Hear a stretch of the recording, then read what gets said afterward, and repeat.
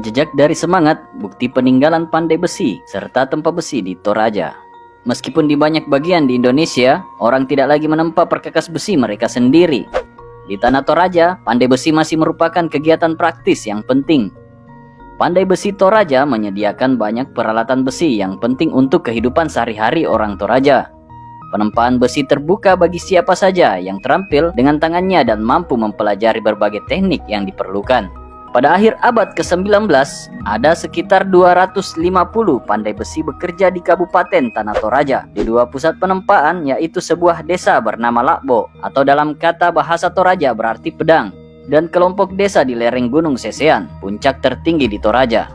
Dari pusat-pusat ini, alat-alat pasokan pandai besi tidak hanya ke daerah-daerah setempat atau di sekitar daerah menempa mereka, tetapi juga ke wilayah yang lebih luas. Di Pasar Rantai Pao, pusat siklus 6 hari pasar berputar, pandai besi mendapatkan stok besi dan menjual produk mereka seperti kapak, pisau, berbagai pisau besar, gunting, pisau kecil yang digunakan untuk memanen padi, dan alat bercocok tanam yang digunakan untuk mengubah tanah di sawah dan kebun sayur yang baru disiangi.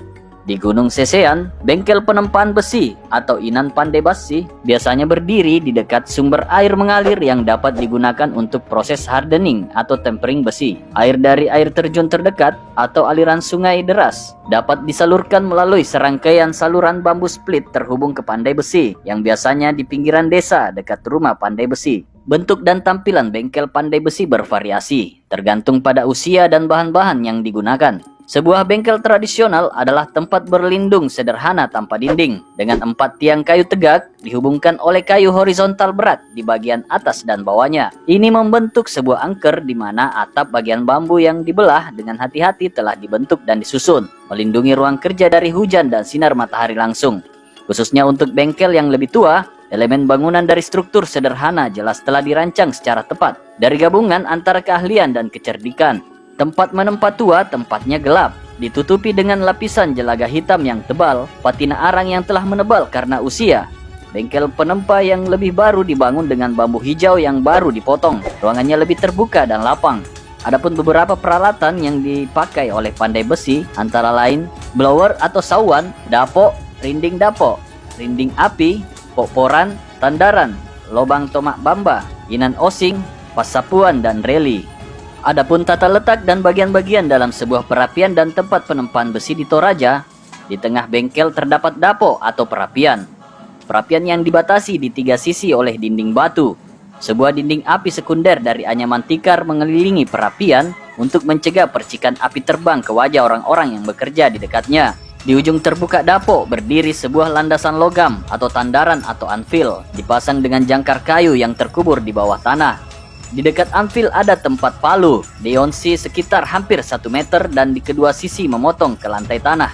Beberapa peralatan yang ditempatkan di dekat anvil adalah alat-alat milik sendiri, berbagai macam palu, jepitan panjang atau sipi, pahat bambu atau betel atau beten, dan puli osing digunakan untuk menumpuk dan mengatur bara di dapo. Ada juga blower atau sawan yang ditempatkan di satu sisi perapian, bentuknya seperti piston klasik yang terdiri dari sepasang lempengan cekung sekitar hampir 1 meter tingginya dengan diameter sekitar 30 cm, diikat bersama dengan rotan. Bisnis mereka adalah batang bambu panjang yang disumbat kayu melingkar, dikelilingi oleh bulu ayam melekat yang mengelilingi ruang blower. Duduk di atas platform yang ditinggikan, mengangkangi blower dengan kakinya, pandai besi memompa piston ke atas dan ke bawah. Pada saat naiknya blower, udara ditarik melalui lubang ke dalam blower. Pada saat memompa ke bawah, ini akan memberikan oksigen ke bara menyala dan sesekali menyebabkan banjir percikan api yang terbang ke atas dalam semburan seperti kunang-kunang. Untuk proses teknikal, yaitu 2 bahan dibutuhkan untuk mengoperasikan palu, yaitu serpihan kayu dan besi. Pandai besi Gunung Sesean mendapatkan serpihan kayu dari desa-desa di daerah dataran tinggi yang lebih dingin kira-kira 20 km ke utara, di mana hutan belum dibuka untuk penanaman padi basah dan pohon kayu keras tumbuh dengan subur. Stok besi mentah dibeli di Pasar Rantai Pao. Bahan per Land Rover dikatakan sebagai yang terbaik, yang terkuat, nomor 1. Yang lebih umum adalah rel kereta. Rel kereta api yang pertama kali diletakkan oleh Belanda, diimpor dari Jawa ke ujung pandang dan dibawa ke rantai Pau oleh pedagang Bugis. Ikatan besi rel pertama dipanaskan dan dipotong menjadi beberapa bagian, kemudian dipisah menjadi panjang rata-rata sekitar 45 cm dan 15 cm lebarnya. Pandai besi akan memilih bahan material dengan ukuran ini yang kemudian digunakan untuk sebagian besar tempaan yang akan dibuat. Jika misalnya pedang atau lakbo yang akan dibuat, pandai besi menempatkan beberapa bahan di dapok, memanaskannya sampai bersinar merah terang atau borong, mengambilnya dari dapok dengan jepitan, lalu menempatkannya di atas landasan. Permukaannya telah beralur sehingga bahan logam itu tidak akan tergelincir. Palu-palu mulai memantul dan terus membentuk alat sampai bahan logam mendingin di luar titik kelenturan. Kemudian dikembalikan ke dapok dan proses ini diulang hingga bahan material logam mulai mendekati bentuk yang diinginkan. Kadang-kadang pandai besi menggunakan fetel untuk memangkas dan membentuk kontur, memegangnya di atas alat sementara palu-palu memukulnya.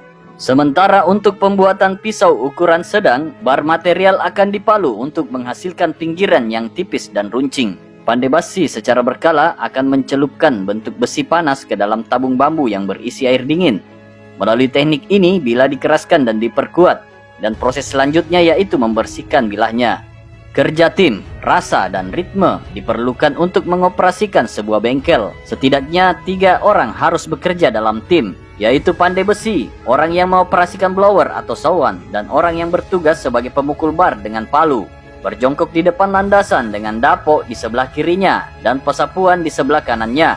Pandai besi mengontrol kecepatan dan mengarahkan dan mengintegrasikan urutan dengan sangat hati-hati. Dia menentukan kapan harus mengambil bar dari dapok atau di mana menempatkan bagian besi yang baru dipanaskan sehingga dipukul pada sudut yang tepat. Ini adalah pandai besi yang memberi sinyal kepada orang yang mengoperasikan blower untuk memperlambat karena terlalu panasnya bar material dapat merusak bentuk yang sudah dicapai atau memompa lagi. Para pandai besi di Gunung Sesean mengubah persediaan besi mentah ini menjadi alat untuk membangun rumah, mengukir dan menorehkan kayu, memotong kayu bakar, memanen padi dan menggarap tanah di kebun dan sawah. Di masa lalu, pedang besi tertentu dianggap sebagai simbol kekuasaan dan spiritual dalam konteks ritual. Pada akhir abad ke-19, orang-orang Toraja masih menciptakan alat-alat yang masih dijunjung tinggi dan sangat penting untuk tugas-tugas yang paling praktis dan untuk kebutuhan hidup sehari-hari. Dalam syair ritual, Pong Sirintik dari Seko, seorang guru atau ahli spiritual, melihat ibu dari besi. Bagi orang Toraja, besi tidak hanya memiliki nenek moyang atau ibu, tetapi penempaan besi itu sendiri adalah generatif, proses pembentukan paradigma. Karakteristik menempa sebagai proses, situsnya, alat-alatnya, dan produknya, serta sifat teknis dari besi itu sendiri menyarankan sebuah idiom di mana penciptaan isi dunia, termasuk manusia, bisa diuraikan. Dalam mitos penciptaan Toraja, dewa pencipta, Puang Matua juga dikenal sebagai menempa. Dikatakan telah menempa isi dunia, menempa langit, menempa bumi, menempa leluhur bumi, disebut Patala Bunga, menempa leluhur air dingin disebut Patala Merang, menempa leluhur api disebut Patala Lama, menempa leluhur manusia disebut Datu Lauku. Ayat-ayat tersebut dibacakan oleh Tomina Tandidatu di Gunung Sesean. Dewa pencipta kemudian digambarkan sebagai pandai besi dan bengkel sebagai tempat penciptaan. Dalam doa yang ditujukan kepada Puang Matua, spesialis ritual atau Tomina meminta kekayaan dan panjang umur kepada sang pandai besi dan berkat untuk orang yang mengoperasikan blower. Pada akhir abad ke-19, sebuah mitos masih diceritakan di Gunung Sesean, menceritakan tempaan leluhur beras. Dalam Aluk Todolo, keyakinan dan ajaran hidup orang Toraja terdahulu, mereka meyakini bahwa orang Toraja berasal dari langit. Tidak hanya manusia saja, tetapi juga kerbau, ayam, kapas, hujan, besi, dan padi sebagai unsur dasar dari alam ini. Dibuat dan diturunkan dari langit adalah Datu Lauku yang dianggap sebagai nenek moyang manusia. Dia dibuat langsung oleh sang pencipta yang disebut Puang Matua dari bahan emas murni dengan perantaraan Sawan Sibarung. Dalam versi lama yang dikumpulkan oleh Van der Ven, leluhur ini terbentuk dari emas murni yang dilemparkan ke sepasang blower emas atau puputan kembar bernama Sawan Sibarung. Huang Matua menginginkan anak-anak dan diberitahu oleh istrinya yang bernama Arang di Batu untuk mencari emas di sebuah sumur. Setelah didapat, emas murni itu dimasukkan dalam puputan kembar atau sawan Sibarung. Dan tertempalah 8 nenek moyang unsur alam. Salah satunya adalah manusia yang dinamakan Datu Lauku yang menjadi nenek moyang manusia yang kepadanya diberikan aluk. Dengan demikian, gambar dan metafora dari proses formatif dari dunia alami dan yang berasal dari proses inisiasi manusia saling merasuk.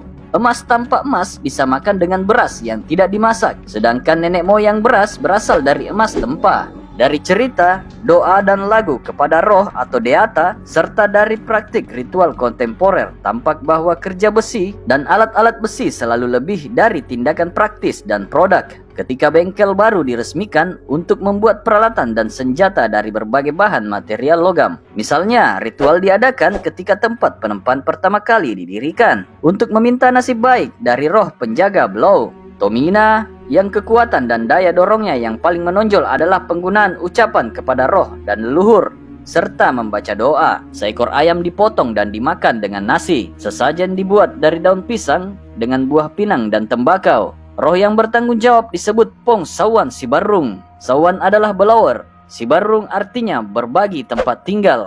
Jadi Blow adalah seperti pasangan bersatu di bawah atap yang sama. Bagi orang Toraja yang menyiapkan sawah dan kebun basah dengan sekop besi dan panen padi dengan pisau besi kecil, hubungan antara kelimpahan pertanian dan alat-alat besi adalah eksplisit dan peralatan besi dihormati pada ritual tersebut. Ini dilakukan di titik-titik kritis tertentu dalam siklus pertanian. Pada ritual persiapan, alat berujung besi yang digunakan dalam kegiatan pertanian dikumpulkan di atas tikar dan dioleskan dengan darah ayam yang baru dikorbankan oleh Tomina. Dia memanggil roh-roh untuk memberkati peralatan dan untuk membawa panen penuh, beras tinggi, besar, dan sehat. Setiap tahun, setelah panen, upacara kecil dilakukan di mana ketan dimasak, dibungkus dengan daun, didistribusikan dan dimakan. Daun-daun yang telah membungkus persembahan-persembahan ini digantung di atas pangkal di mana mereka tinggal. Beberapa orang Toraja mengatakan bahwa di masa lalu, situs bengkel itu dianggap khusus dan mungkin kuat. Sebuah tempat yang membuat semuanya menjadi besar. Pencurian jenis apapun, baik alat maupun bahan adalah tabu atau pemali.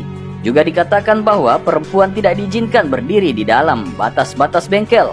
Besi, bahan mentah penempaan, merupakan bahan yang sangat kuat, keras, tahan lama, namun dibuat menjadi banyak alat untuk masuk hutan, membersihkan lahan untuk penanaman padi, dan dengan demikian mengubah lanskap alam dalam skala yang belum pernah terjadi sebelumnya.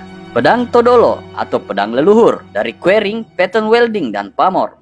Di antara produk penempaan besi, salah satu yang mungkin sudah sulit ditemui saat ini yaitu Lakbo Todolo, yang artinya pedang leluhur, yang merupakan senjata pusaka sekaligus mahakarya leluhur Toraja. Pusaka ini dibuat dan dimunculkan dalam ritual tertentu untuk melambangkan kekuatan besi dan koneksinya ke roh dan para leluhur.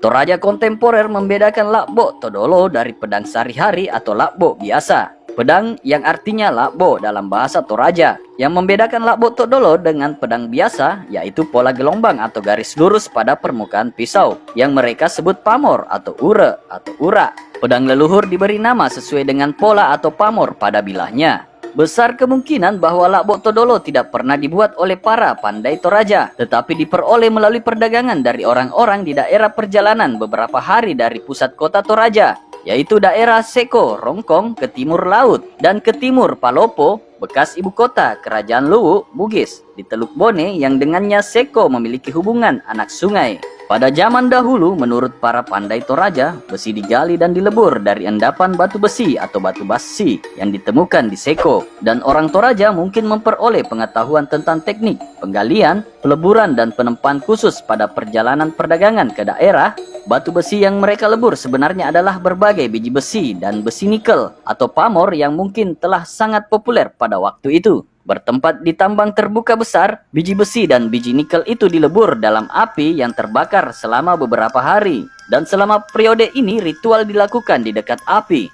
Karena panas yang demikian berkepanjangan dan intens, batu itu menghasilkan besi cair dan besi nikel yang setelah didinginkan dikondensasi untuk membentuk biji atau konsentrasi yang disebut para ahli metalurgi sebagai bunga karang atau mekar. baik besi nikel dan Lakbo Todolo mungkin telah diangkut dan diperdagangkan di Palopo, di mana Toraja secara berkala melakukan perjalanan untuk membayar upeti kepada penguasa Luwu dan menukarkan beras untuk ikan dan garam. Terbukti para pandai besi Seko menggunakan teknik menempa dan pola pengelasan atau pattern welding yang terkenal oleh orang-orang Jawa dalam menciptakan keris megah pada masa Majapahit. Para pandai besi Bugis dari kerajaan Luwu juga tidak asing dengan pattern welding atau pengelasan pola, dan keris yang mereka buat diperdagangkan ke seluruh kepulauan Indonesia, yang dilampaui dalam hal kecanggihan teknis hanya oleh karya-karya superlatif para pandai besi Jawa.